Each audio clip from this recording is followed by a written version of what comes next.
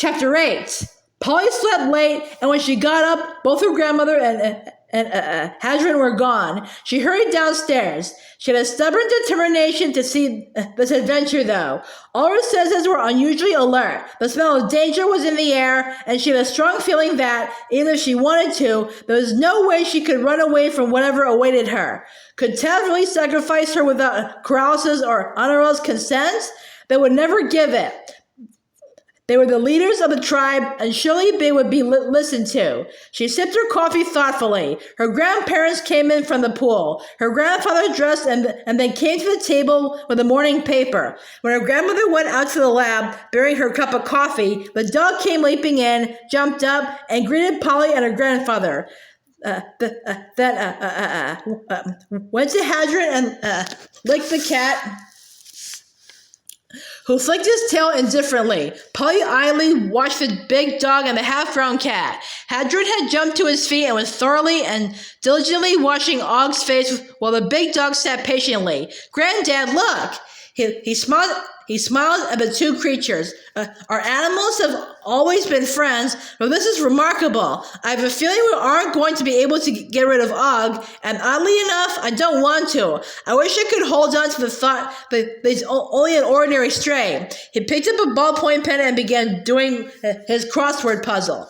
Dr. Louise arrived shortly after lunch. Clouds were scudding across the sky, and although it was warm in the sun, the wind was brisk. Where's Nace?" Mrs. Murry asked. "I don't know where Nace is." Dr. Louise looked troubled. "He took off in hiking boots right after breakfast and said he'd meet me here. I think we have enough Ogham stones." Mrs. Murry glanced at the two on the dresser, which she still had not removed. "I don't think he was looking for Ogham stones. He seemed unusually preoccupied. You know, Kate, it's really rather foolish, my coming here. I can't very well ask that young man to let me listen to his heart, and I'm not one for long-distance diagnoses. I need to know his history, talk to his doctor. But I, too, feel a need to protect Polly. I don't have office hours on Saturday, and I have only one patient in the hospital, and I promised Nathan I'd meet him here. I'm glad you've come," Mrs. Murry said, and Polly echoed her. "And I'm curious," Dr. Louise acknowledged. "I think all this is folly, but at the same time I'm curious." She laughed at herself, then glanced at Polly, who was finishing the luncheon dishes. Mr. Murry was out, chopping more wood, a never-ending task, and they could hear the rhythmic stroke of his axe. The dog was with him, and occasionally barked in sheer exuberance. "Nothing new, I hope, Polly." "No, I just wish the bishop were here." "Why?" I want to ask him about blood." "What about blood?" "Well, I know that blood is important in all cultures. And in lots of Eastern religions, women had to be set apart, away from everybody else, during their menstrual periods because they're thought to be unclean." "Maybe not unclean as you're thinking of it," the doctor said. "Remember, sanitary napkins and tampons are inventions of the century." Polly looked at her questioningly. "My grandmothers and women before them used old sheets, any old linens. Back in the Stone Age, there weren't any cloths to use. Having women set apart during their periods was a simple sanitary measure and a ritual that was often looked forward to when women could be together and rest for the regular back-breaking work. It was a time of rejuvenation, of peace and prayer." "I hadn't thought about that," Polly said. "I guess I took a lot for granted. But weren't men convinced that women were, I think I read somewhere, separated from God at that time?" Dr. Louise smiled. "You'll have to ask Nace about that. All I can tell you is that superstition has been around as long as human beings." Polly still had a dish towel over one arm. "Okay, yes, but what about blood sacrifice?" "I suppose I think it's superstition," Dr. Louise said. "The earth doesn't need human blood in order to be fertile." "But what about, what, Polly?" her grandmother urged. "Well, Jesus. Aren't we supposed to believe that he had to shed his blood to save us?" Dr. Louise shook her head decisively. "No, Polly, he didn't have to." "Then, suppose one of your siblings was in an accident or lost and lost a great deal of blood and needed a transfusion, and suppose your blood was the right type. Wouldn't you want to offer it? Well, sure, but you do it for love, not because you had to, wouldn't you? Well, yes, of course, but I'm a doctor, Polly, not a theologian, and lots of Christian dogmas seem to me no more than barnacles and crossing a great rock. I don't think that God demanded that Jesus shed blood unwillingly. With anguish, yes, but with love. Whatever we give, we have to give out of love. That, I believe, is the nature of God. Okay, Polly said. Okay, that's good. I don't quite understand it, but it makes some kind of sense. She looked at Dr. Louise and thought that she must be a good doctor, someone you could truly trust with your life. Polly, her grandmother said, why these specific questions? Oh, well, Tabitha seemed to believe in some kind of blood sacrifice. Tabitha was 3,000 years ago, her grandmother reminded her. He didn't know what was going to happen 1,000 years later.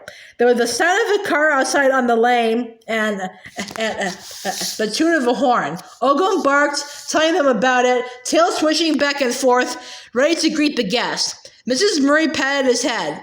Thanks, Og, and turned toward the door. Must be Zachary. Bring him in, Dr. Louise suggested, and we'll give him a cup of tea. Once again, Zachary had parked his car in the lane.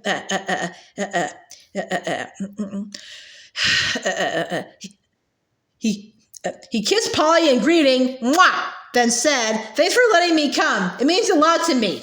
It's good to see you. Come on in and say hello. Who's here? My grandparents, though Granddad's working outdoors, and Grand's friend Dr. Louise. You met her.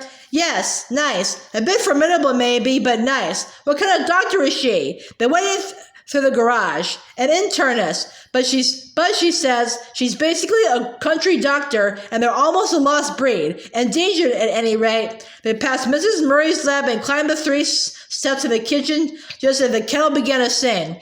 Mrs. Murray went to the wood stove. Hello, Zachary. Will you join us for a cup of tea? Thanks. Tea would be fine. Hello, Dr. Kalubra. Nice to see you again. Zachary shook hands courteously, but sat at the table. Mrs. Murray poured tea. Sugar? Lemon? Milk? Just as it comes, please. She handed him a cup. It's another superb autumn day. Do you and Polly have plans?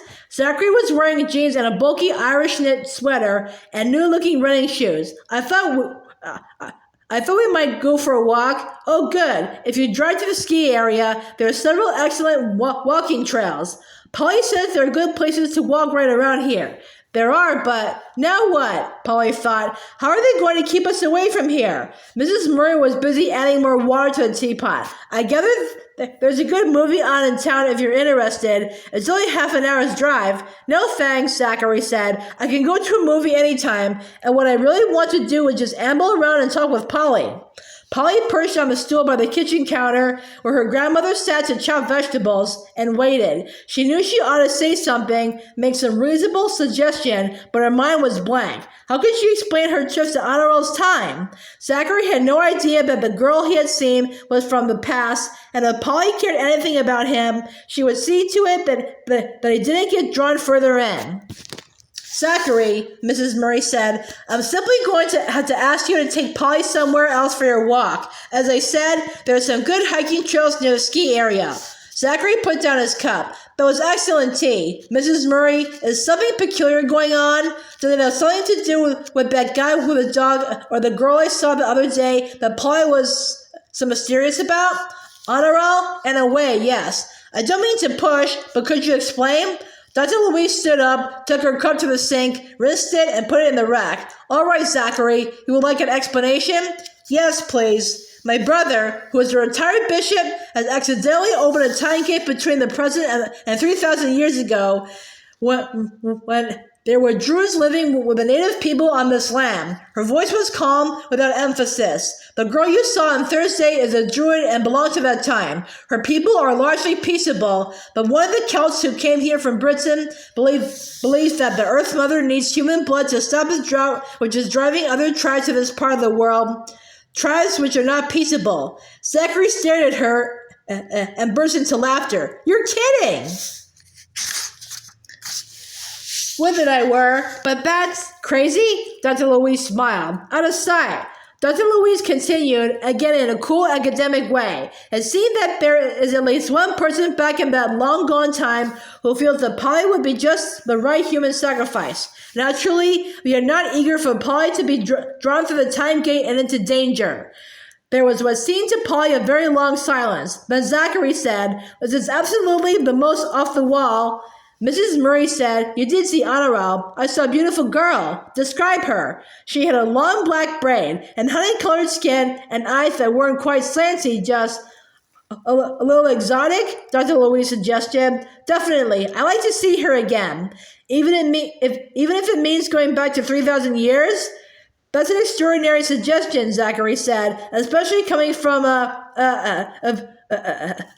physician who totally rejects everything she said, and yet on another level has to admit the possibility. Why? It's impossible. A lot of things my forebears would have considered impossible, such as television or astronauts or much of modern medicine, are now taken for granted. Still, Polly has it through the time gate. So is my brother. My brother may be eccentric, but he's no fool." Mrs. Murry's voice, too, was quiet. "We don't want Polly in any kind of danger, real or imaginary. Perhaps the imaginary danger is the most frightening because it is the least understood."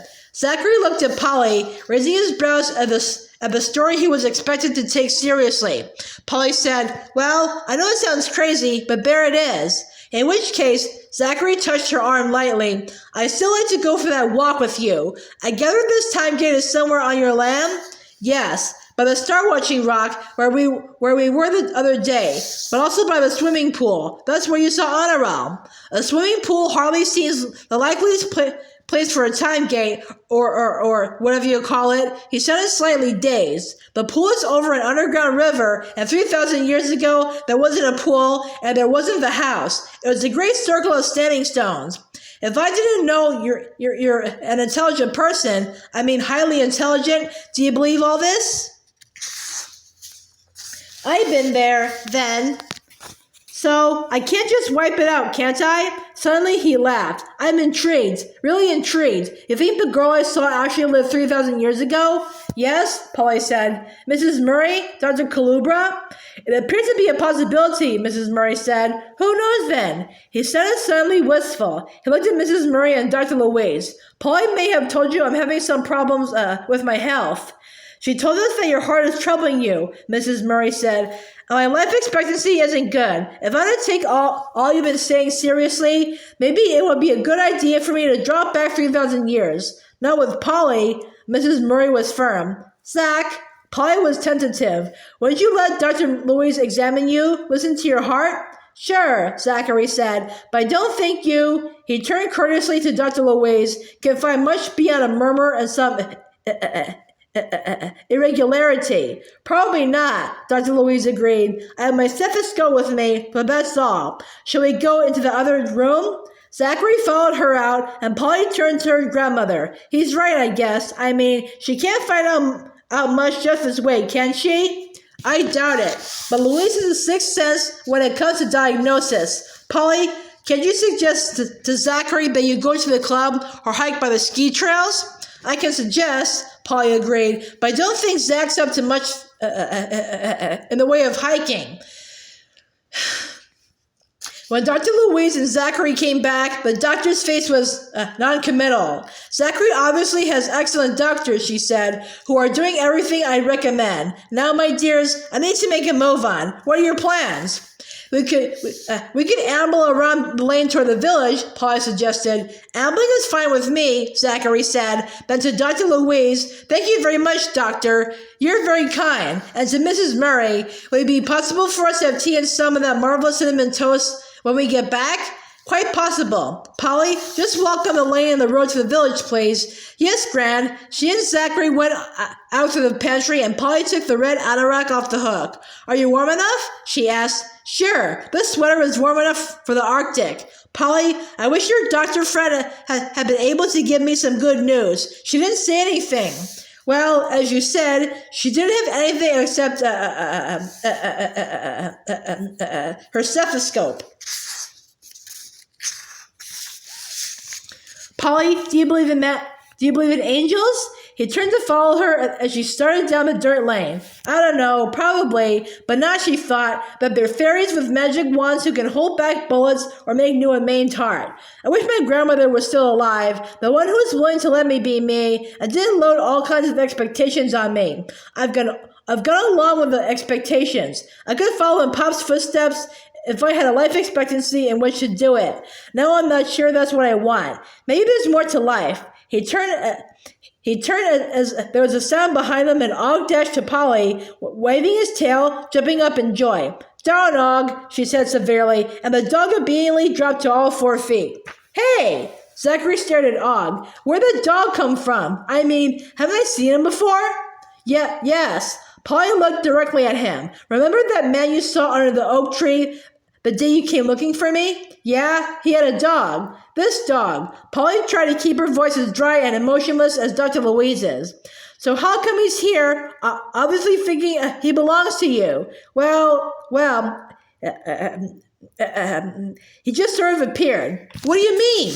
What I said. That's how my grandparents always get their dogs. Crazy, Zachary suggested. Maybe, Polly said. The thing is, he's come through the time gate too. Zachary sighed exaggeratedly, then looked again at Og, who stood by Polly, long tail moving gently back and forth. Dogs going through time gates? That's as nuts as anything else. Yes, Polly agreed. He's sort of odd looking. Reminds me of some of the dogs on the Egyptian friezes. Well, if he's 3,000 years old, that would explain it all, wouldn't it? He laughed, a short, unamused sound. Does he have a name? We're calling him Og, mostly. It's short for Ogum. It suits him somehow. Zachary plucked a blade of grass and chewed on it. Polly, this dog is just another sign. I want to go back to that place, the star-watching rock, and the oak, and that oak tree, and the stone wall where I met you. I can't go there, Zach. I promise. Og nudged his head under her hand, and she scratched between his ears. I just have a strong feeling if we go there, there will be things I need to find out.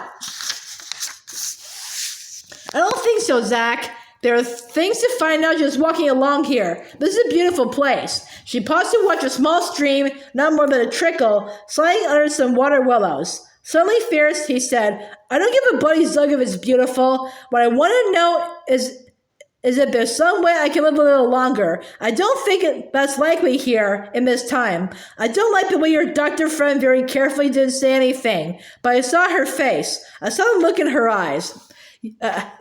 You're projecting, Polly said firmly. She didn't say anything because she didn't have enough to go on. Just past the small stream, there was a faint path to their left, probably made by wildlife. Let's go this way, Zachary said. It doesn't go anywhere. It'll just end up in underbrush. Polly didn't remember having seen the small path before, but it ran roughly parallel to the orchard and the field that led to the stone wall. Polly, now Zachary's voice was soft. She followed him along the path in order to hear Og at her heels. I want to see what all this Ogum stuff is about. If somehow I could go back 3,000 years, what would happen? Would I be the same me, or would my heart be okay? I don't know. Polly watched Zachary push through browning blackberry brambles. The path widened out slightly and wound between grassy hummocks and across the ubiquitous glacial rocks. Am I right? Zachary asked. Is this path going toward the star-watching rock? I've never been on it before. I don't think it goes anywhere. He reached back and caught her hand. Polly, please, I need you to help me. But this isn't going to help. Come on, let's go home. She tried to release her hand. Polly, please, don't pull against me. I need you to help me, please. I can run ahead of them and circle back, tail swishing happily. See? The dog thinks everything's okay, Zachary said. Now the path went under some wild apple trees and they had to bend low. Then it opened up and joined the path at the stone wall. Louise the Larger was lying there in the sunlight, but they were on the far side of the stone wall and Zachary hurried away from her along the path to the star-watching rock. No, Zach, come back! Louise raised her head and several inches of body and began weaving back and forth. No, Zach, Polly repeated. Zach, come back! but he was continuing along the path calling, "Polly, please, don't desert me now." Olive pushed against her, growling slightly, but she could not let Zachary go alone. Stumbling a little, she ran after him. "Zachary, this is foolish. Nothing's going to happen." "Okay, so if nothing happens, we'll just go back for tea." He stopped, breathing rapidly and with effort. His face was very pale, bluish around the lips. He reached out his hand for hers, and she took it. Under their feet, the ground seemed to tremble. There was a faint rumble, as of distant thunder. The air about them quivered with concealed lightning. "Hey, Polly!" Zachary's voice soared with surprise. The trunks of the trees thickened. The branches reached upwards. Ahead of them, sunlight glinted off water.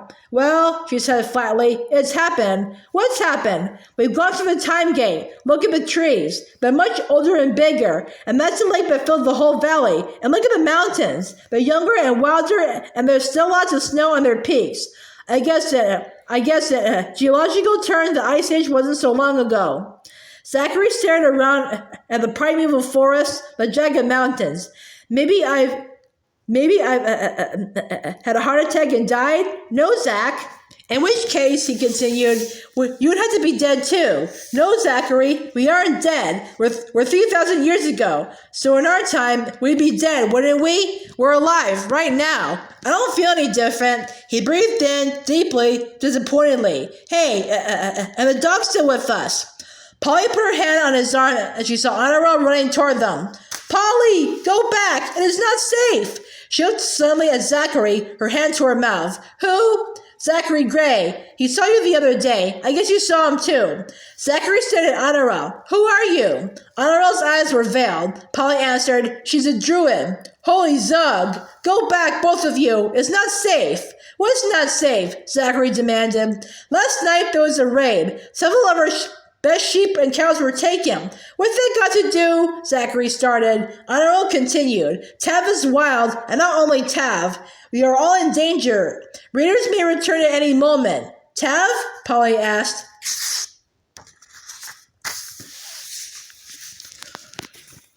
"Tav is not the only one who is ready to fight for her land. Corrales fears that there will be much bloodshed. You understand?" "No," Zachary said. Polly still could not conceive of having fun with someone you were planning to sacrifice. Honora looked at her. You understood what was being said." She paused, looking for words. Continued, "Around the council table?" "Most of it, I think." What did you understand, please?" I think Tab believed that the Mother Earth, yes, that she demands a blood sacrifice, and that I have been sent." Her skin prickled. "Do you and Corrales?" "No, not us. For us, the Mother is loving and kind. Corrales, too, believe that you have been sent." "Sent?" Not for the shedding of blood. Corrales lies on a great altar rock and prays, long, and he said the pattern is not yet clear. "Hey, what are you talking about?" Zachary demanded. "Shh." "Well," Polly's face was stark. "Tav believes, perhaps, that the earth demands blood in order to be fertile, and that my blood," her voice trailed off. Honorable said, "Corrales said that there is problem across the great water where he and Tav come from. He says it used to be that the shedding of the blood of a lamb was," she stopped. "Enough?" Polly suggested. "Sufficient?" "Yes, and the lamb was fanged and mourned for, and then there was a great feast. But there came a time of no rain, you remember," Tav told. "Yes, the lamb's blood was not sufficient. Rain did not fall. Crops died. People were hungry. And after Tav killed the man and his blood was spilled on the ground, rain came." Zachary asked, "Do you think that was why the rain came?" "No, we people of the wind do not try to tell the presents what to do, but to understand and use what is given, whether it seems good or bad. Some of my people think that there may be other gods across the water, gods who are angry and have to be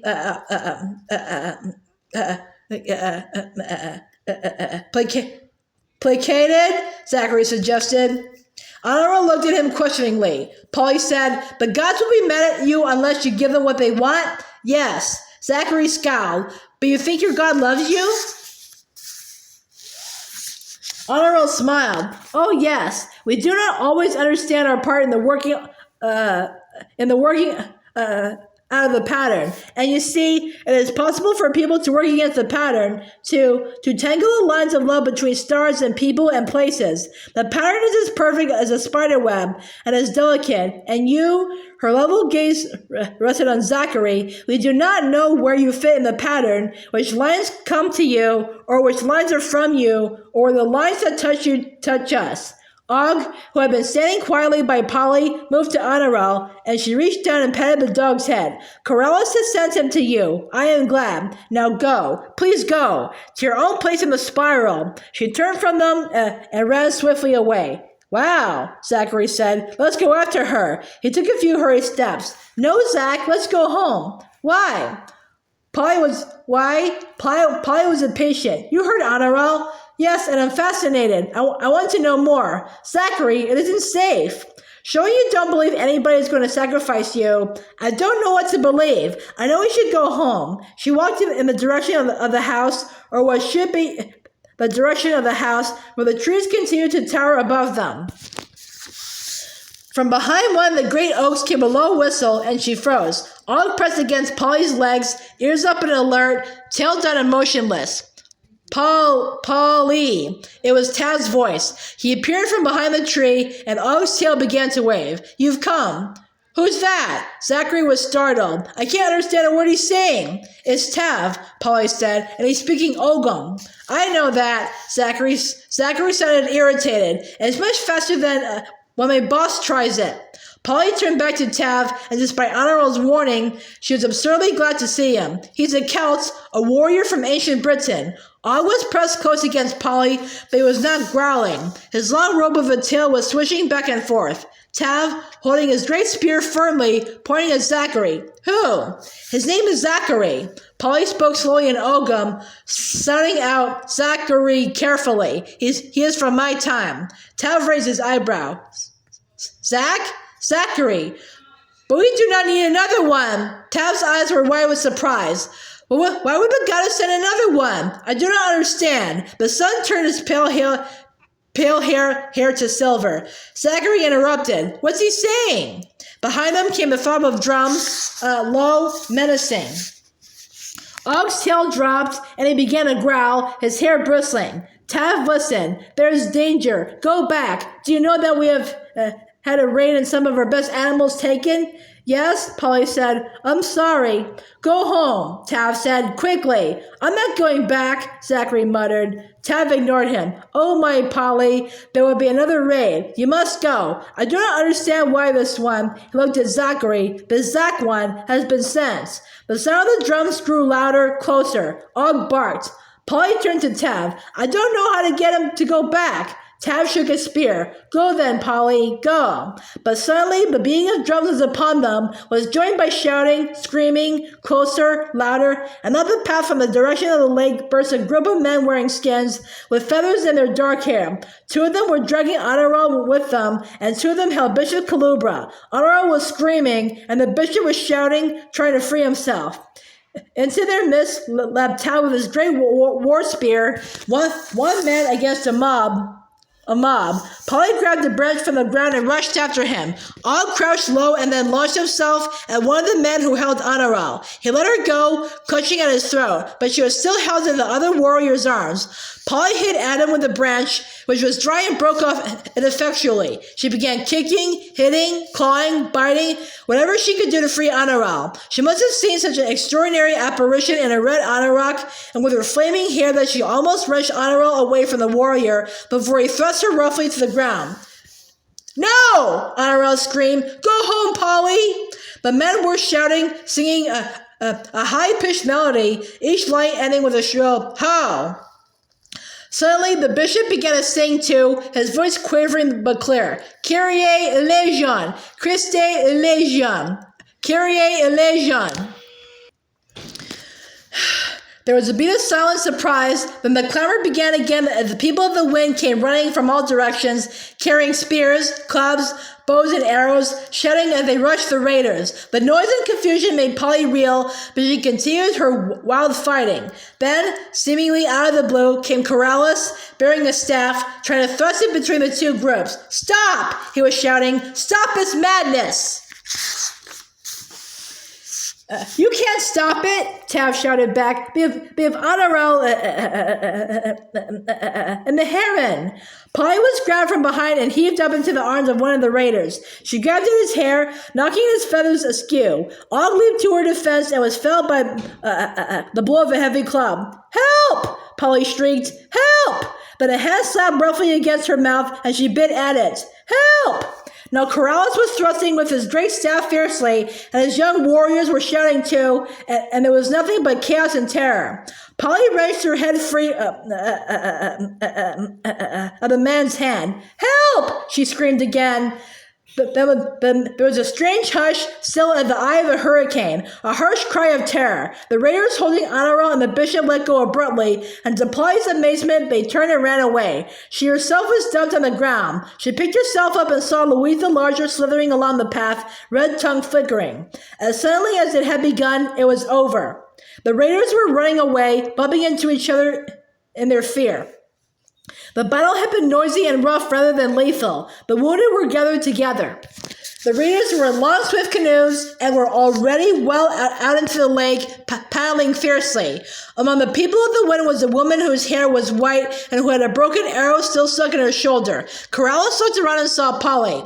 "Our eagle woman is hurt and cannot help with the wounded. Cub and I will have to have some assistance. What we need is a steady hand and head." He looked at her questioningly. "Sure, I'll do what I can," Polly said. "I'm not afraid of blood." She looked around for Zachary but did not see him anywhere. Meanwhile, she was obviously needed. She turned to Corrales, who introduced her to a young man who had a gray wolf skin over his shoulder, the young man who had been at the Circle of Standing Stones on Halloween, Samhain. "This is Cub, our young healer." "I have not the experience of Corrales or the old wolf," the young man said. "I will be grateful for your help." She did whatever Corrales and Cub told her to do when they took the arrow from Eagle Woman's shoulder, which had been broken from the impact. She clenched her teeth while they worked, and Polly kept wetting a soft piece of leather and wiping the sweat from her face. Then they moved on to set broken bones, stanched blood from a few wounds. Mostly what was required of Polly was to hold a bowl of clean water and replenish it from the lake after each use. One of the raiders was laid out with a concussion, and Corrales had him stretched out on a bed of moss, covered with skins to keep him warm. Another had been left behind with the compound of his leg, and Polly helped hold his head while Corrales and Cub set the leg. It was a bad break, and the young raider clutched her in pain. Cub gave him something to drink, telling him it would ease the pain, then poured a thick greenish liquid into the wound where the jagged bone had broken through the skin, explaining that this would help prevent infection. When the leg was set and bound between two splints, the young raider was able to talk. Polly had difficulty understanding him, and Corrales translated for her. He says their crops have failed. There is no corn. Their grazing grounds are parched and their earth is dry and hard. They will not have enough to eat this winter. They will raid us again, with more men this time. They have no choice, he says. If they do not take our land and our crops and herds, they will starve. "Couldn't they just come ask you to share with them?" Polly asked. Corrales sighed. "That is not how it is done." Well, Polly sighed too. "At least nobody was killed this time," Corrales said. "Thank you for your help, Polly." He glanced over at the white-haired woman who was still among the wounded, her shoulder held immobile by a stiff leather sling. "Eagle Woman is our—" He paused, searching for the right word. "Medicine woman?" Polly suggested. "Witch doctor? Shaman?" Corrales shook his head. None of these words had any meaning for him.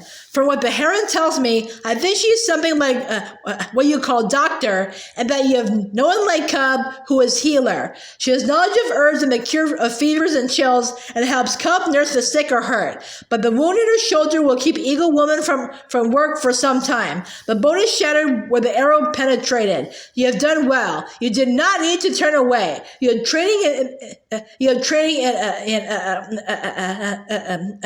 the cure of wounds. Polly shook her head. I come from a large family, and when we lived on Gaia, an island far away, where there weren't any doctors, where anybody was hurt or sick, I held my parents. Corrales, where is Zachary? She had followed Zachary out of a sense of responsibility, and now she had no idea where he was. Zach? He was with me, the one I told you about, who saw Honorel. He was with me, and then when the fighting began, I forgot about him. Corrales looked troubled. He is here? That's why I'm here. That's why I'm here, Polly said. I tried to stop him, but then I couldn't let him come alone, so I do not understand why he is here, Corrales said. Neither do I. It's an unexpected complication. He may change the pattern. Corrales, Polly pondered the question. If Zachary and I have come to your time, couldn't that change what happens in our time? Yes, Corrales replied calmly. The future is often changed by the past.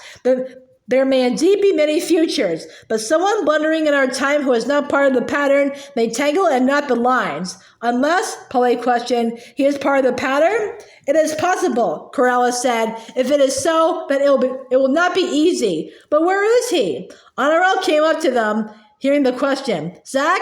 He is all right. He is with Bishop. Polly then remembered that Dr. Louise had said her brother had gone off wearing hiking boots. Had he crossed the time threshold, knowing that he would be needed? Honorel had brought a clean bowl of water so that Corrales and Polly could wash their hands. The druid looked at Polly gravely. You were a very great help. You are brave. Oh, I didn't do anything much. Your hands had the gift. Corrales pronounced. You should serve it. Now we must join the others of the standing stones. They will be waiting. They sat on the stone chairs within the great ring of stones. Polly, Honorel, Corrales, Cub, Tab, Zachary, the bishop, and several others of the people of the wind.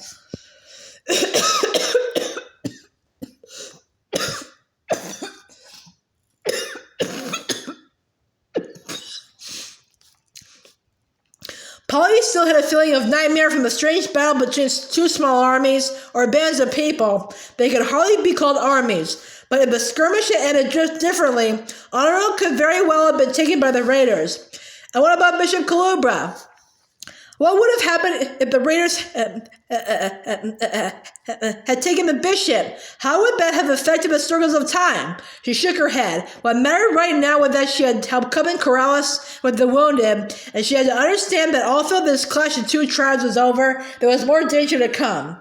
She looked around at the circle of men and women, the leaders of the people of the wind. Each one wore an animal skin or bird feathers or something representing a specific role in the affairs of the tribe. Eagle Woman was in her chair, her face white but composed, her arm held immobile by a leather sling and cushion on a bed of moss and fern. The bishop was sitting across from Polly, and beside him was Zachary, pale as alabaster. Corrales sat in a stone chair, looking unutterably weary. He wore the long white robe and the torque with stone and the same shade as the topaz, with a stone the same shade as the topaz in the bishop's ring. Og was lying beside him, bruised from the raiders' blow, but Corrales assured them no bones were broken. The snake, Tav said. How is it that the snake came to end the fighting? Corrales looked at Polly. We have few snakes, and they are revered as gods. That you should have called the snake. You did call the snake? No? She was astonished. I just shouted for help. But immediately the snake came. And it had nothing to do with me, Polly protested. Maybe she was just coming, on her way somewhere. A snake does not willingly come through lines of battle, Cub said. You called and she came. Taff hit the butt of the spear against the hard ground. The snake came for you before, at the wall, when I was first speaking with you. She is your friend. That is what you said. As Polly started to protest, again, Corrales raised his hand. It must have seemed to the raiders that you called the snake that you had special help from the goddess, and that you yourself have special powers. Archaei, exousiai, the bishop said. It was Greek, Polly knew, something about powers. The bishop had called out the Kyrie. Could not Louise have come as much for that as for her own cry for help? Or was it not, most likely, coincidence that the snake had come along the path at just that moment? Principalities and powers, the bishop said. It would have looked to the raiders as though you could call on the principalities and powers. He spoke gaspingly, as though he could scarcely breathe. Bishop! Honorable's voice was sharp with anxiety. Is something wrong? All attention was drawn to the bishop, who was breathing in painful gasps. The rapid fluttering of his heart could be seen through his plaid shirt. Cub rose and went to the bishop. Heron, our dear, it would please me if you would let me try to slow the beating of your heart. It is fast, even for a bird. The bishop nodded. Of course, Cub. It would be a great inconvenience to everybody if I died now, and it might produce a paradox that would distort the future. Cub knelt beside the bishop, placing one hand under the plaid shirt, firmly against the bishop's chest. Polly saw Zachary's eyes lighten with interest and hope. Corrales watched Cub intently, nodding in approval. Tav looked from Cub to Corrales, then to Zachary. Zachary had disappeared during the fighting, and it seemed to Polly that Tav was looking at him with scorn.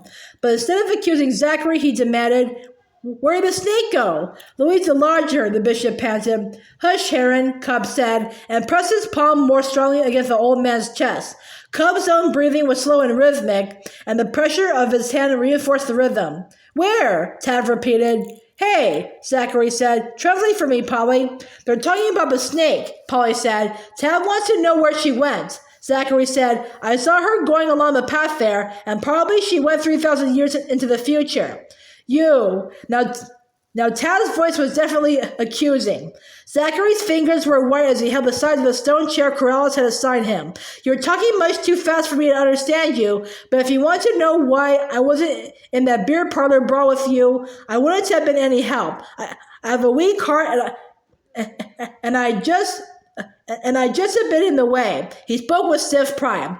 Quickly, Polly translated as best she could for Tav and the others. Cub withdrew his hands from the bishop's chest. "There, that is better." "Yes, my son," Bishop Kalubra said. "I can feel my heart steadying under your hand. I thank you." "Is he all right?" Honorel asked anxiously. Cub nodded. "His heart is beating calmly and regularly now." "I am fine," the bishop said. His breathing had steadied with his heart, and he spoke normally. "Now we must think to do next." "Please," Zachary said. "I saw that kid," he indicated Cub, "steady the old man's heart. I saw it. Please, I want him to help my heart." Polly spoke in Ogham to Cub. "Yes, I will try. Not now. Later, when we are back at the tents," Cub assured her. "He will try to help you," Polly translated for Zachary. "Later. The snake," Tav insisted. "The snake who came for Polly." "No," Polly started to deny again, but the bishop held up his hand. "Yes, Tav, we must not forget Polly's snake, but she's not—" Corrales addressed the bishop. "Can you explain?" "I'm not sure. You said that for you the snake is sacred?" We revere the snake," Corrales agreed. "And the people across the lake? They ran from the snake." "True." Corrales leaned on his elbow, his chin on his hand. "They did not retreat just because we fought well," Tav said. "They thought that if Polly could call the snake, that she should cause the snake to do them great harm. That is how I would feel." He looked at Polly, and she remembered his first reaction to Louise. She spoke directly to him, then turned to the others. "Louise, that is what we call her, is the first harmless snake I've ever met. Where I came from before I went to live with my grandparents, the snakes were mostly very poisonous." The bishop said, "The Inuit tribe of northern Australia associates a bird and a snake with rain." Corrales shook his head. "The people across the lake have different traditions from ours, but as far as I know, they do not believe that snakes can bring rain. But neither they nor we would kill a snake. Eagle Woman said, the kindred of the snake would come and cause harm and vengeance. If we kill a snake because otherwise it would kill us, or by accident, we beg pardon of the snake's spirit. Ted pointed the spear at Zachary, and all eyes turned in his direction. This is Zachary Gray, Polly said. He is from your time spiral? Cub asked. He is the one who saw honor roll, Corrales explained, because he is near death. What's he saying? Zachary asked. Polly was grateful that Zachary could not easily understand Ogham. No matter what he said about his heart and his brief life expectancy, she was certain he was not ready to hear anyone talking about his imminent death. She tried to make her face expressionless as she turned to him. Corrales wants to know where you're from. California, Zachary said. Tav stood. Corrales, you fought well. I did not want to fight, Corrales said. What I wanted to do was stop the fighting. They would have taken Honorable and Polly, and the Heron too, and so I fought. Yes, we fought well, but they were more than we, many more, and if the snake had not come, bless Louis the Larger, the bishop said. Corrales' blue eyes brightened. Is that not enough for you, Tav, that Polly was sent to us by the goddess for this? I was so certain, Tav murmured, but perhaps he looked at Zachary. Hey! Zachary's voice was urgent. Slow down. I'm not quick with languages like Polly. What are they talking about? Well, Polly prevaricated. We were outnumbered by the raiders. We? Are you part of this we? She looked around the circle of stone chairs protected by the great standing stones. Yes. She was one with Honorable and Corrales and Tav and Cub and the others, and so did the bishop. He had proven that. Tav looked at her hopefully, and the paleness of his eyes were not hard or metallic, like a sky whitened and glaring from too much sun, but tender and cool, like the lake. You were right when you told me the snake was your friend. Perhaps I had been wrong about the mother's needs. You are wrong indeed, Corrales stood. Bishop Heron, Polly, Zach, you must go. Now, while there is still time. The bishop looked around. I don't think we can. Why not? Cub asked. I may be wrong, but I do not think the Time Quintet is open. Corrales looked startled. He went to the central flat altar stone and climbed up on it, then lay down on his back, arms outstretched, eyes closed, motionless. Time seemed to hang suspended. No one spoke. The people of the wind seemed to have moved into another dimension where it was possible for them to wait infinitely. The bishop sighed. Zachary restlessly shifted position. Polly tried not to move, but began to be afraid that her legs would cramp. At last, Corrales sat up, slowly shaking his head. The threshold is closed.